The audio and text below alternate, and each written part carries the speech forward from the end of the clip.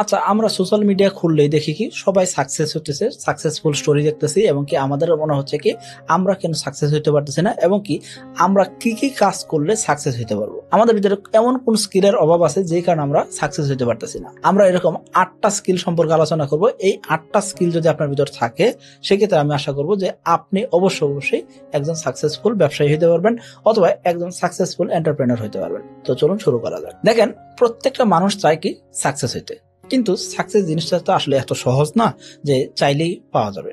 তাহলে এই যে কঠিন একটা জিনিস, এই জিনিসটা আমরা আসলে এত সহজ করে চাই কেন? এটা আসলে আমাদের মাইন্ডসেটের একটা বিষয় আছে যে আমরা চিন্তা করি কি ওই ব্যক্তি হয়তো বা খুব বেশি একটা পরিশ্রম করে নাই, এমনি হয়তো বা তার ভাগ্যে হয়তো বা সাকসেস চলে আসছে, সে তো রাতারাতি সাকসেস হয়ে গেছে। সাকসেস আসলে ওভারনাইট আসে না, এটা আপনাকে মানতে হবে। তাহলে আমরা সাকসেস হইতে চাই, এরকম আমাদের ভিতরে যে 8টা স্কিল থাকতে হবে। এই 8টা স্কিল কি কি সেটা আমরা আগে জানার চেষ্টা করি। সর্বপ্রথম যে স্কিলের কথা বলবো সেটা কি সেলস স্কিল, অর্থাৎ আপনাকে বিক্রি করতে জানতে হবে। এটা মাস্ট। আপনি যে কোনো জায়গায় যে কোনো অবস্থায় যে কোনো কিছু বিক্রি করার যদি আপনার ভিতরে টেন্ডেন্সি না থাকে বা আপনি বিক্রি করতে না শিখেন, সেক্ষেত্রে বর্তমান জামানায় আপনি টিকে থাকতে পারবেন না। এখন আপনি বলতে পারেন যে আমি তো চাকরিজীবী, আমি তো একজন ছাত্র, আমি তো শিক্ষক, আমি তো ব্যবসায়ী না, আমার তো আসলে সেলস শেখা দরকার নাই। সেক্ষেত্রে আমি বলবো আপনাকে আপনার নিজেকে সমাজের কাছে বিক্রি করতে হবে। অর্থাৎ আপনার নিজের একটা পার্সোনালিটি আছে, সেটা আপনি কারো কাছে বিক্রি করতে যাচ্ছেন, সেই ক্ষেত্রে আপনার কিন্তু সেলস দরকার হচ্ছে। অর্থাৎ সেলস প্রত্যেকটা মানুষের জন্য দরকার, অবশ্যই দরকার। যদি একজন শ্রমিক সে দিনে 800 টাকার জন্য পরিশ্রম করছে, তার মানে কি সে এই সময়টা বিক্রি করলো, অর্থাৎ সে তার পরিশ্রম এবং সময় বিক্রি করলো, বিক্রি করার মাধ্যমে সে 800 টাকা বা 1000 টাকা উপার্জন করলো। আবার একজন শিক্ষক, উনি কি করবেন, উনি লেকচার দিবেন, শেখাবেন, শেখানোর কারণে উনি মান্থলি একটা বেতন নিচ্ছেন। তার মানে কি উনি এখানে সময় দিলেন, স্কিল ছিল ওনার ভিতরে কি যে উনি শিখাইতে পারেন বা পড়াইতে পারেন, এই কারণে ওনার ক্লাস বাচ্চারা করতেছে। অর্থাৎ এই জায়গায় কিন্তু তার সেলস হচ্ছে। কিন্তু এই যে লেবার যে মাঠে কাজ করলো বা কোনো একটা জায়গায় কাজ করছে, তাকে যদি ক্লাসরুমে নিয়ে এসে দেন যে উনি ক্লাস নিবে, সে কি ক্লাস নিতে পারবে? হ্যাঁ, সে তো বাস্তব জীবনে শিক্ষা দিতে পারবে, কিন্তু ওই যে পাঠ্য বইয়ের যে পড়াশোনা আছে সেটা কিন্তু পড়ানোর জন্য একজন শিক্ষকেরই দরকার হবে। এই জন্য বলবো যে অবশ্যই আপনাকে সেলস জিনিসটা শিখতেই হবে, এটা মাস্ট। দ্বিতীয় যে জিনিসটা দরকার হবে সেটা কি লার্নিং। আমরা শিখতে চাই কম, বলতে চাই বেশি, এটা আমাদের সবচেয়ে বড় ভুল। আমরা লার্নিং মাইন্ডসেটের লোক যদি না হই, আমরা যদি প্রতিনিয়ত লার্ন করতে যদি আমরা আগ্রহী না হই, সেক্ষেত্রে দেখা যাবে আমরা বর্তমান জামানায় টিকে থাকতে পারবো না। বর্তমান বিশ্বের লার্নিং এর বিকল্প কিচ্ছু নাই। আপনাকে প্রতিনিয়ত শিখতে হবে, প্রতিনিয়ত দুনিয়া আপডেট হচ্ছে। এই আপডেট দুনিয়ার সাথে আপনাকে টিকে থাকতে হলে অবশ্যই আপনার লার্নিং স্কিলটা আপনার ভিতরে রপ্ত করতে হবে।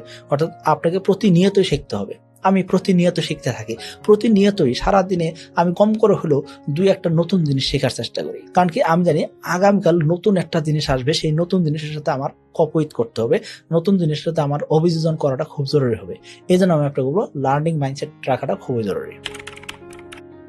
তৃতীয় যে জিনিসটা খুবই ইম্পর্টেন্ট সেটা হলো যে কোনো ব্যক্তির ক্ষেত্রে লিডারশিপ জিনিসটা খুবই জরুরি। ধরেন আপনি একজন ছাত্র, এখন আপনারা বন্ধু বান্ধব মিলে আপনারা গল্প করতেছেন, 5 জন বন্ধু বান্ধব আছেন। এই 5 জন বন্ধু বান্ধবের ভিতরে একজনের কথা সবাই খুব মন দিয়ে শুনে, কারণ কি তার ভিতরে একটা লিডারশিপ একটা বিষয় আছে। সে কিন্তু অহংকার করতেছে না, কিন্তু তার কথা সকলের শুনতে ভালো লাগে এবং সকলে ওই অনুযায়ী কাজ করতে পছন্দ করে। এই যে জিনিসটা, এটাই কিন্তু লিডারশিপ। আপনাকে জানতে হবে, বুঝতে হবে যে আপনার ভিতরে কি গুণাবলী আছে, যে কোন গুণাবলীর কারণে তারা আপনার কথা শুনতেছে। এখন আপনি যখন একটা কর্পোরেট হাউসে যাবেন, সেই ক্ষেত্রে অবশ্যই একজন লিডারের কথা সকলে শুনতে হয়, চেইন অফ কমান্ড মেনটেন করতে হয়। কেন? যদি লিডার না থাকে বা লিডার যদি এরকম স্ট্রিক্ট না হয় বা লিডারের যদি কিছু বিহেভিয়ার যদি এরকম না হয়, তাহলে কিন্তু তাকে কেউ শুনতে চাইবে না, বা তার যদি এরকম বিচক্ষণতা না থাকে, সেক্ষেত্রে কিন্তু তার কথা কেউ গুরুত্ব দিবে না। এই জন্য বলবো প্রত্যেকটা ব্যক্তির লিডারশিপ শেখাটা খুবই জরুরি। 4 নাম্বার কমিউনিকেশন স্কিল, এটা কিন্তু খুবই ইম্পর্টেন্ট। কারণ কি বর্তমান জামানায় আমরা একজন সাথে আরেকজন যখন কমিউনিকেট করি, সেক্ষেত্রে আমরা কখনোই আমাকে কেউ ফোন দিয়ে বলে না যে সাকিব ভাই আপনি কি ভাত খাইছেন, সাকিব ভাই আপনি কেমন আছেন, এটা কিন্তু কেউ জিজ্ঞেস করে না। আমাকে সরাসরি কেউ একজন জিজ্ঞেস করে কি সাকিব ভাই আপনি কোথায় আছেন। কেন? কারণ জানে যে কেমন আছেন বা আপনি দুপুরে লাঞ্চ করছেন কিনা এটা আসলে জরুরি না, আমি কোথায় আছি সেটা জরুরি। জানার পরে কি হবে, যখন আমার অবস্থান যখন সে বিবেচনা করতে পারবে, তখন সে কি করবে, পরবর্তী কথা আগাবে। এই যে বিষয়টা এখানে অবশ্যই কমিউনিকেশনের একটা বিষয় আছে, কিন্তু আপনি যদি আমাকে মেসেজ দেন যে আমি আপনার সাথে 2 মিনিট কথা বলতে চাই, কি বিষয়ে কথা বলতে চান সেটা আপনি আমাকে ক্লিয়ার করলেন না, তার মানে কি জাস্ট এটুক দিয়ে যদি আপনি মনে করেন যে আপনার কমিউনিকেশন হয়ে গেল, এটা আসলে ভুল ধারণা। আপনাকে অবশ্যই শর্টলি লিখতে হবে যে আপনি আমার সাথে 2 মিনিটের জন্য কথা বলতে চান, কি বিষয়ে কথা বলতে চান সেটা যদি আপনি আমাকে সামারাইজ করে দেন, সেই ক্ষেত্রে আমি যদি ইন্টারেস্টেড থাকি সেই ক্ষেত্রে আমি আপনার সাথে যোগাযোগ করব। এই যে বিষয়টা, এটা হলো একটা প্রপার কমিউনিকেশনের একটা স্কিল।